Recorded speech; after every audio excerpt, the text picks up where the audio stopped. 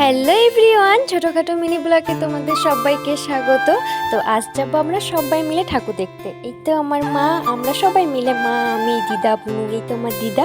আমাদের এখানে জানো তো বাসন্তী ঠাকুর হয়েছে, অনেক দিন ধরেই হয়েছে, কিন্তু আমাদের যাওয়ার হয়নি। তো আজকে শেষ দিন, সেজন্য আজকে আমাদেরকে যেতেই হবে। দিদাকে আমি বলছিলাম, দিদা হাই করো, হাই।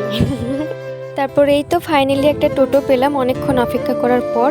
আর যাই হোক, আমাদের একটা রাস্তা না খুব ভালো করে দিয়েছে যাতায়াতের জন্য। আগের জন্য তো খুব কষ্ট হতো, এখন আমি খুব খুশি হয়েছি, তার জন্য অনেক থ্যাংক ইউ। তারপরে এই তো আমরা চলে এলাম। আমার বাড়ির থেকে বেশি দূর না, কাছে, মানে আমাদের যেখানে বাজার সেখানে আসলে হয় প্রত্যেক বছরই বাসন্তী ঠাকুর। এই পুজো আশা করছি অনেক জায়গায় হয়, তাই না?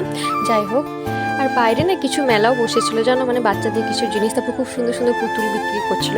ওইটা আমার কাছে আছে বলে আমি নিতে পারিনি। যাই হোক, এই তোমরা মন্দিরের ভেতরে ঢুকলাম, মানে প্যান্ডেল হয়েছে যেখানে। আর এই তো আমাদের বাসন্তী মা, সবাই প্রণাম করে নিও। তারপর আমি খেয়ে নিলাম রোল, আইসক্রিমও খেয়েছিলাম আর